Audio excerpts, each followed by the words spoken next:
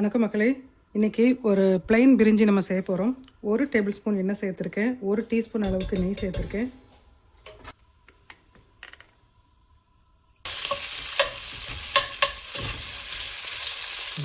ஒரு medium size வெங்காயத்தை நீளமாக கட் பண்ணி சேர்த்துருக்குறோம். அதுக்கப்புறம் பச்சை மிளகாய் 4 பச்சை மிளகாய், காரம் கம்மியாக இருக்கும், அதனால் 4 பச்சை மிளகாய் சேர்த்துருக்குறேன். ஒரு கண்ணாடி பதம் வர வரையில் வதக்கிக்கலாம். வெங்காயம் வதங்கிறதுக்காக இப்போ ஒரு 1/4 டீஸ்பூன் அளவுக்கு உப்பு சேர்த்துருக்கோம். இப்போ நான் ஒரு 4 செடி அளவுக்கு புதினா சேர்த்துருக்கேன். வீட்டு புதினான்றதுனால ரொம்ப ஸ்ட்ராங் ஃப்ளேவர் இருக்கும், அதனால நான் இப்போ கொஞ்சமாக தான் சேர்த்துருக்கேன். அதுக்கப்புறம் ஒரு கைப்பிடி அளவுக்கு கொத்தமல்லியை கட் பண்ணி சேர்த்துருக்கோம். ஒரு மீடியம் சைஸ் தக்காளியை கட் பண்ணி இப்போ சேர்த்துடலாம்.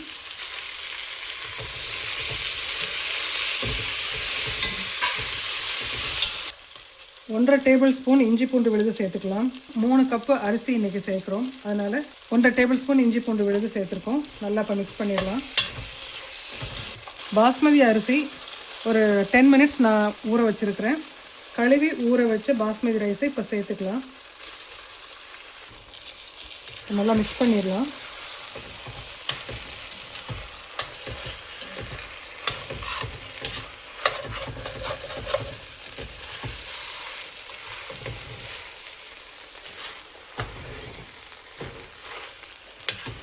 நெய் இருக்கும்போது எண்ணெய் நெய் ரெண்டும் சேர்த்துருக்குறோம் இல்லைங்களா, அது கூட நம்ம அரிசியை இந்த மாதிரி வெங்காயம் தக்காளி எல்லாத்தையும் சேர்த்து நம்ம வதக்கும்போது சாதம் கொஞ்சம் உதிரியாக இருக்குங்கிறதுனால தான் நம்ம இப்படி முதல்லையே வதக்கிடலாம்.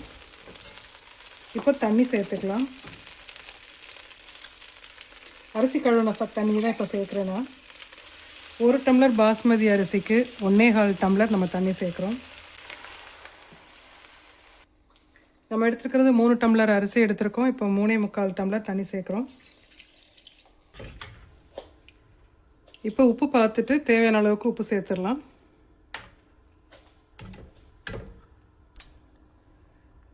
இப்போ 1 டீஸ்பூன் அளவுக்கு உப்பு சேர்த்துருக்குறோம். நல்லா மிக்ஸ் பண்ணி ஊற்றிடலாம். இப்போ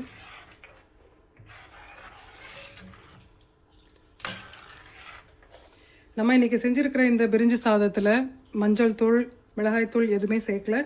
ஒயிட் பிரிஞ்சி சாதம் தான் இன்றைக்கி செஞ்சுருக்குறோம். உங்களுக்கு மஞ்சள் தூள் இல்லை மிளகாய்த்தூள் சேர்க்கணும் அப்படின்னா நீங்கள் சேர்த்துக்கோங்க. நம்ம பச்சை மிளகாய் காரம் இதுக்கு கரெக்டாக இருக்குது.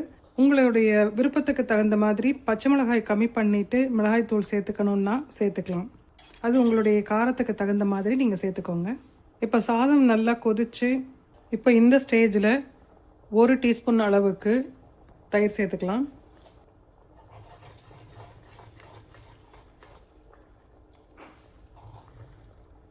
இப்போ இந்த ஸ்டேஜில் நம்ம மூடி வச்சு ஒரு லோ ஃப்ளேமில் வச்சுட்டு 10 நிமிஷம் குக் பண்ணலாம். இதுதான் கரெக்டான கன்சிஸ்டன்சி. இப்போ நம்ம மூடி வச்சிடலாம். நீங்கள் தம் போடுற மாதிரி இருந்துச்சு அப்படின்னாக்க இந்த ஸ்டேஜில் தம் போடுங்க. இப்போ லோ ஃப்ளேமில் வச்சிடலாம். கரெக்டாக 10 நிமிஷத்தில் நம்ம எடுத்து பார்க்கலாம். இப்போ நம்ம சாதம் பார்த்துடலாம். சாதம் நல்லா சாஃப்டாக இருக்குது, உதிரியாக இருக்குது. சாதம் நல்லா வெந்துருச்சு, உதிரியாக இருக்குது. இப்போ நம்ம எடுத்து சர்வ் பண்ணிடலாம்.